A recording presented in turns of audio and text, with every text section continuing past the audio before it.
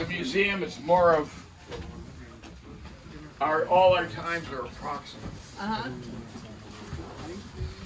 Is Grandpa David behind us? I'll put this here for John.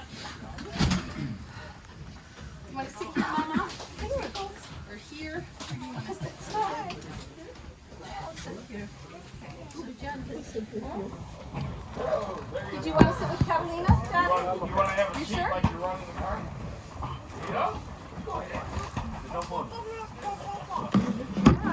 Pass those tickets. Left hand. And there's a train on the ticket. He punched them. Up right. Now there's I'm gonna have to flip this seat for you guys. You actually have more leg room in here. Just sit. You can sit. There's a lot of people on this. Yes. We got a good number of people. We're gonna make our quota today.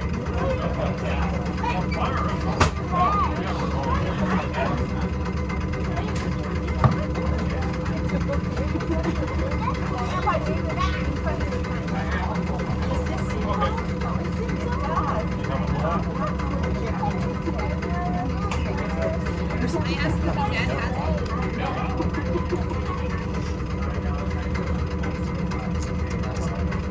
All right, welcome everybody to the Western Railway Museum. Have some safety announcements before we get going.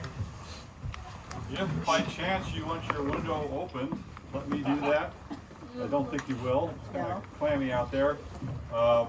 This car was built in 1926, which makes it almost 98 years old. And the windows are really old and they might rattle shut if you open or close them yourself. So just let me do that. There's no eating or drinking on the train except for water. Please, thank you. We spent countless hours restoring this car, and we like to keep it as pristine as possible. Also, there's no smoking on the train or anywhere on the museum grounds. If you need to smoke, please go smoke in your car and not in our car. And then there's another rule. Let's see, what is that rule, Ted? Oh, something about fun. Fun, yeah. Let's try to have some fun. You will have fun.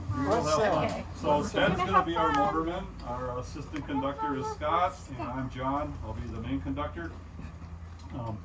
This car, like I said, was built in 1926 by the Kuhlman car factory in Cleveland, Ohio.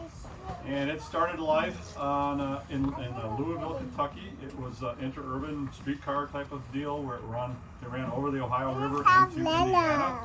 And then it ended up in Indianapolis for a while, and Terre Haute, Indiana. And then in 1938, it got purchased by the Portland Traction Company in Portland, Oregon.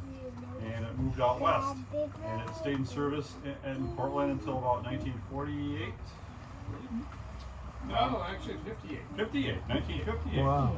As Portland Traction. So we restored the car to a certain era, and this has been restored to the Portland Traction colors. Also the colors of the Ukrainian flag, if you hadn't noticed. And we also restored it. Basically, we have these advertising cards too. These are called car cards. And we pick an era, so these car cards you'd see in either buses or trolleys around 1950. So you might notice in some of the cars that you visited in car R1 and car There's R2. one over there, the Rose Parade. So the museum here was opened in 1961. The museum is owned by the Bay Area Electric Railroad Association. Those of you that took the short ride and the Bay Area Electric Railroad Association started right after World War II, when a lot of trolley lines and interurban lines were going out of business, and they were selling cars if you could find one to buy. The car behind us, number 63, that was going to get scrapped in 1932, but somebody bought it and turned it into a chicken coop. And then one of our museum members bought it from the person that had it as a chicken coop, and they brought it to the museum and restored it. So that's a lot how kind of one of the ways that we would get cars in here. So all this area in here was built by the museum visitors or museum volunteers. But they also strategically located the museum next to the old Sacramento Northern Main Line, which was an interurban railroad. And the reason they did that is because they knew it was going to go out of business. And certainly it did in 1992, and we acquired 22 miles of the right-of-way, and we restored 5.5 miles of that, put it under wire, and that's the trip we're going to be taking now.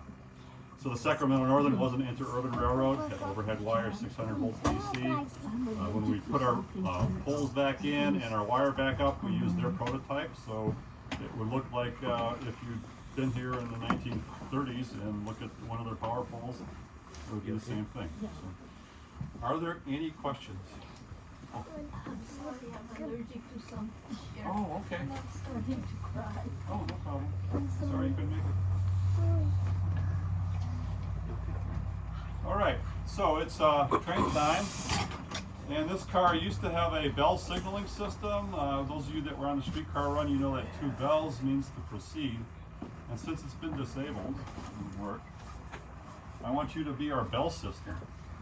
So, on the count of 3, we're all gonna go ding ding. Okay, ready? Okay? 1, 2, 3. Ding ding!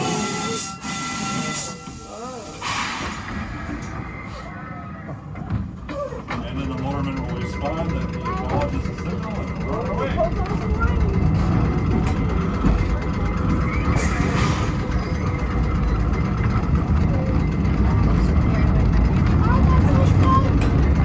The slightest bit of anybody's odor.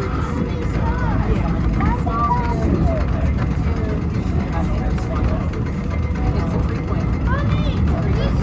Happens at church, happens anywhere servers large groups.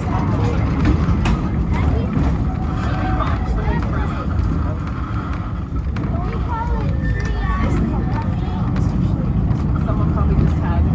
Does it make her die? No, she's just fine. But same still. She just sensitive in a way. Like she'll suck on a cough drop.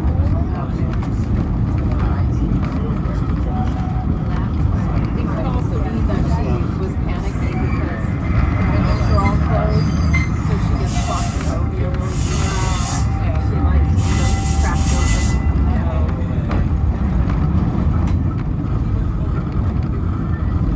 John and I will hear about it. It's okay. She's having a good time. She wants to enjoy being with the family. He's a trooper. Trains, you know what I'm saying? Here, I got my sunglasses. There is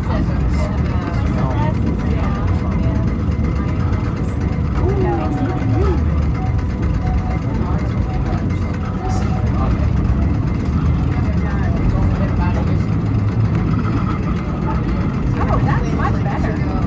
That was What did you do to your mother-in-law? Shame on you.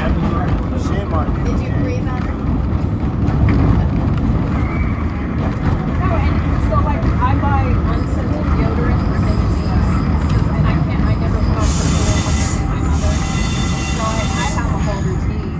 And the laundry detergent I have is unscented. I just use unscented everything. So that when I see it.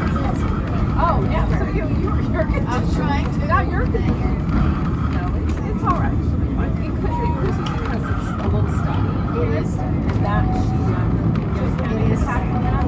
So.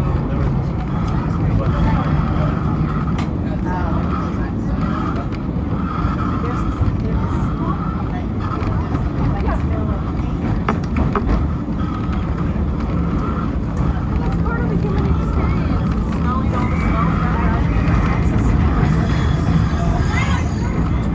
Sometimes it's You got a whole bunch of spare parts. I'll tell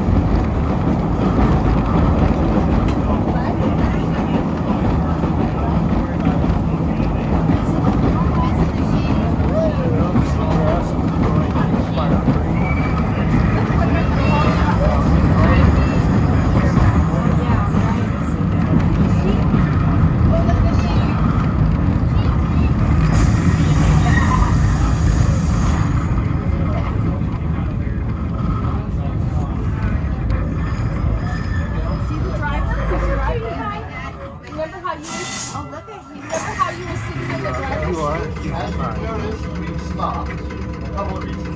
One, stop sign. So we have to stop. But the other is we're going from what we call yard limits, which is basically railroad for parking lot, out onto the main line. And the main line has not had electric signaling for over 70 years.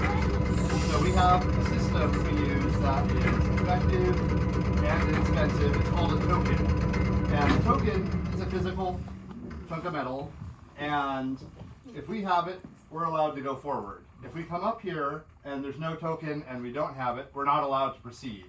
So as long as we have this, no one else will get on that track, so we won't run into anybody.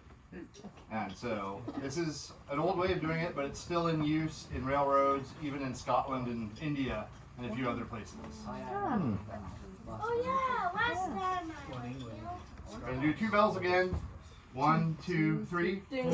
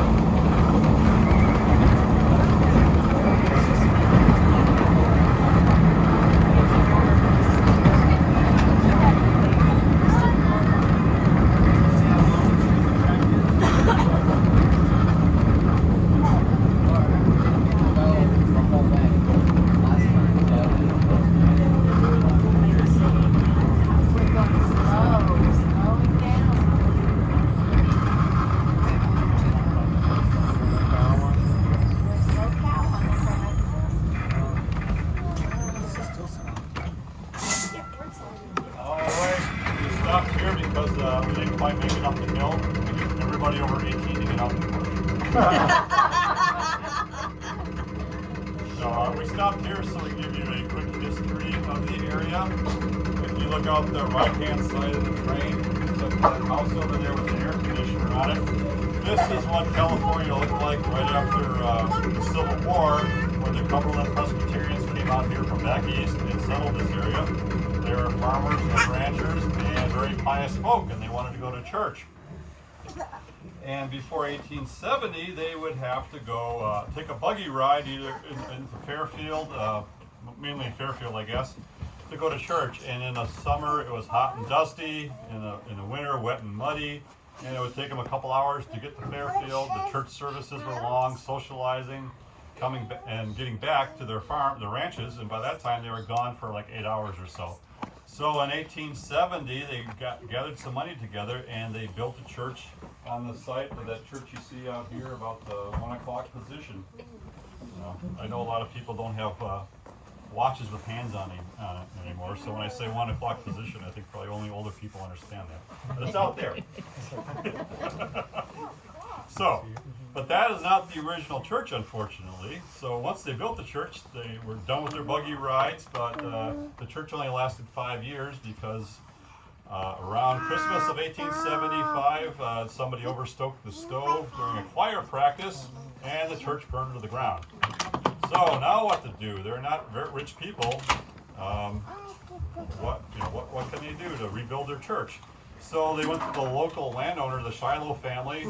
They donated more land behind the church, and like a lot of rural churches in the United States, they opened up a cemetery. And they sold each other plots, cemetery plots, burial plots, for $20 a piece. And they raised about $2,000 to $4,000, and they had the church rebuilt. And that is the building you see there today. It's not an active church anymore. It was an active church probably through until about 1930, and then it fell into disrepair.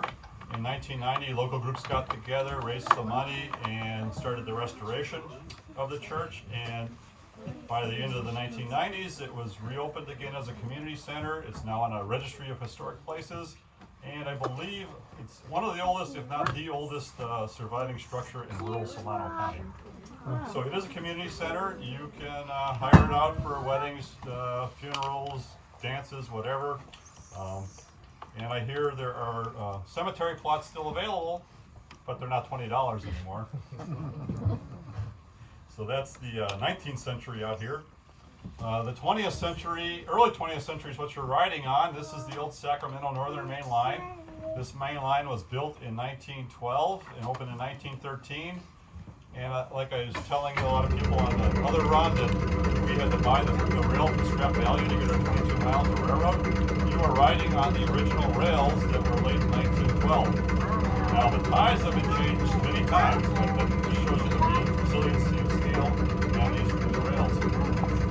So the Sacramento Northern and passenger trains have come through here at 60 miles an hour. And their passenger service ended in 1941. Get from downtown San Francisco to downtown Sacramento in 2 hours and 45 minutes. And that included putting the entire train on a ferry down at the river because they never built a bridge across the Delta or the Sacramento River. So that was quite a feat. Just as quickly as these interurban railroads were built, they went out of business. And by the Great Depression in World War II, most of these were already out of business. This one lasted in freight service until the late 1950s. If you look out the left-hand side of the train, there's the 21st century. That's the Shiloh wind farm. There's hundreds of wind pylons in this wind farm. They each generate electricity. And when this wind farm is at total power production, all the wind pylons are turning, it can power a city the size of Fresno, California, or 500,000 people. So this is not boutique power. This is the real thing. The farmers and ranchers like it because they get siding fees, rent, plus they get royalties on the electricity produced. So it's a good deal for them. You might notice that those sheep, they don't care that there's a wind pylon above them. They just keep grazing.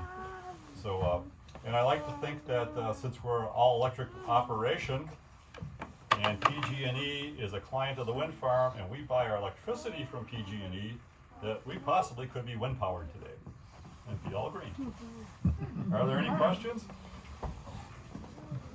All right. How about out on 3. 1, 2, 3.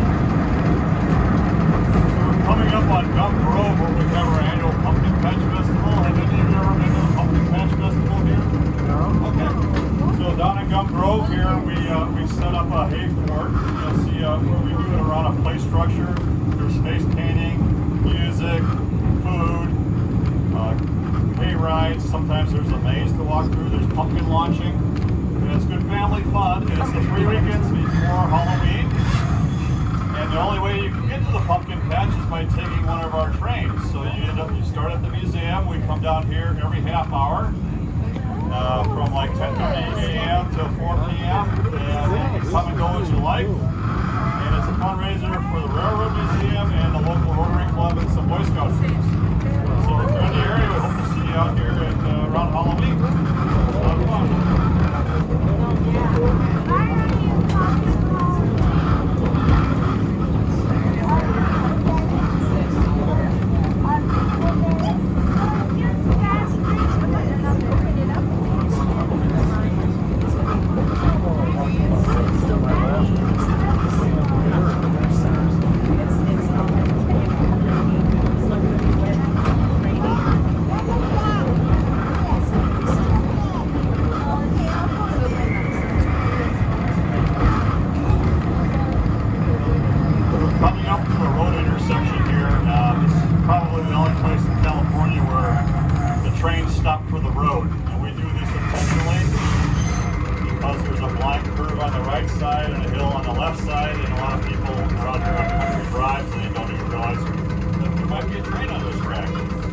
we pull up, we stop, we look, and then we proceed.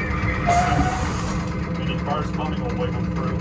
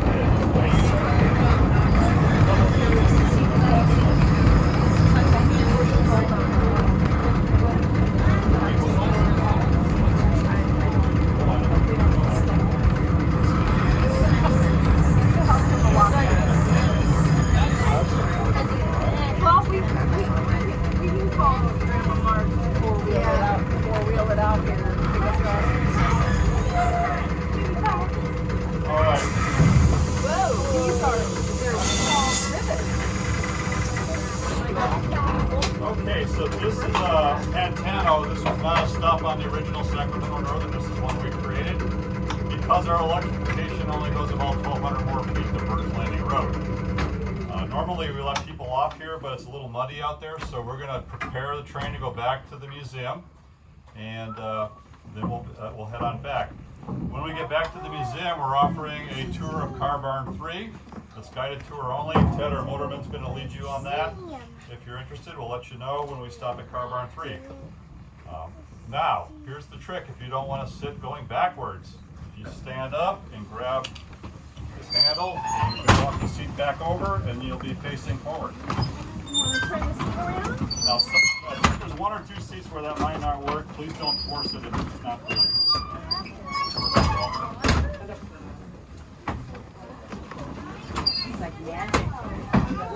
Come on out. Here, and you just turn your seat around. But I don't want to push Grandpa's legs. No, they're not. You want to sit in there with Daddy on the way back? I'll sit with Grandpa John. You'll be smelling for miles.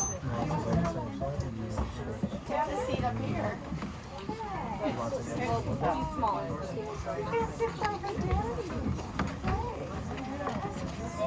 Can I see you?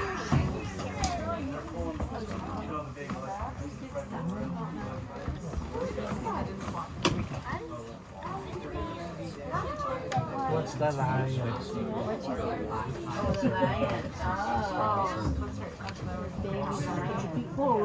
I'm good.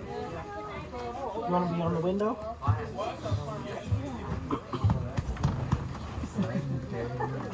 There you go.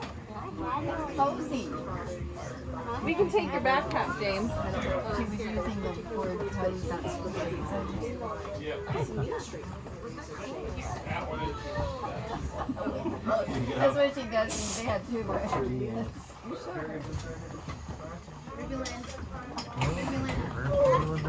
okay? You're gonna walk all the way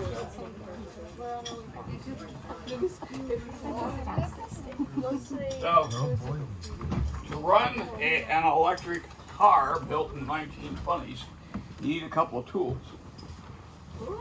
And first off, like cars today, you need a car key. This fill this little person. Put it in the slot, push it forward, or go forward, you want to back up, go back. Now make the control, make it move. This is the controller. Like I said, it's how much electricity is going through the motors. Okay? Once you get going, every once in a while you might want to stop. So this is the brake handle. And we use this to apply air to the brakes and bring it to a stop. This works just like a truck, where you make a brake application, you put an air directly into the cylinder. If you want to sit here for another half hour, I can explain how train brakes work, but I won't torture you that way. Actually, fortunately, I'm interested. Oh, Won't work now. Out with my car keys.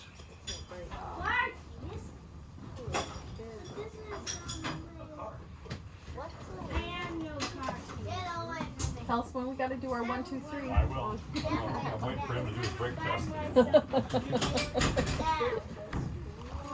Yeah, whenever you change ends, you got to do a complete brake test. You do a static brake test, before you go now. And once you go on, there's a running brake test.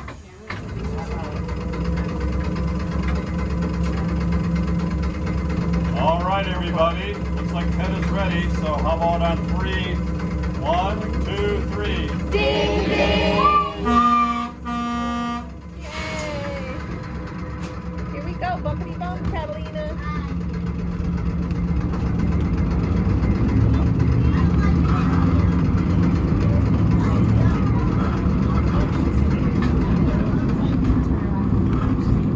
She likes the bouncy.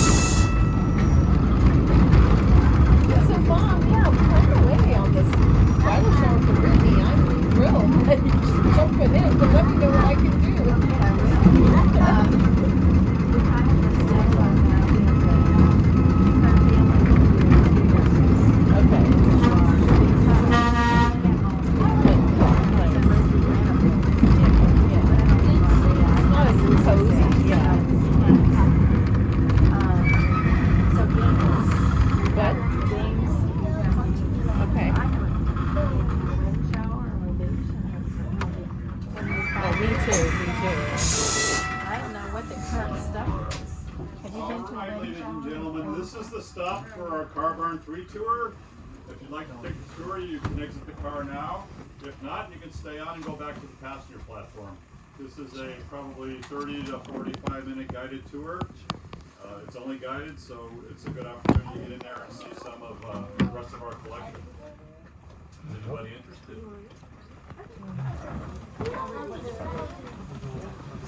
Tour of our collection is really much to get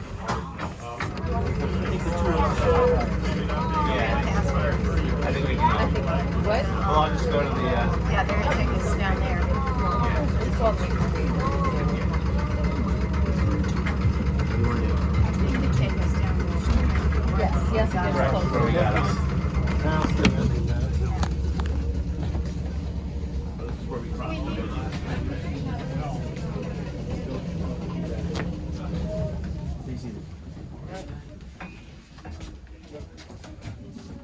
Oh, you're welcome. Yeah.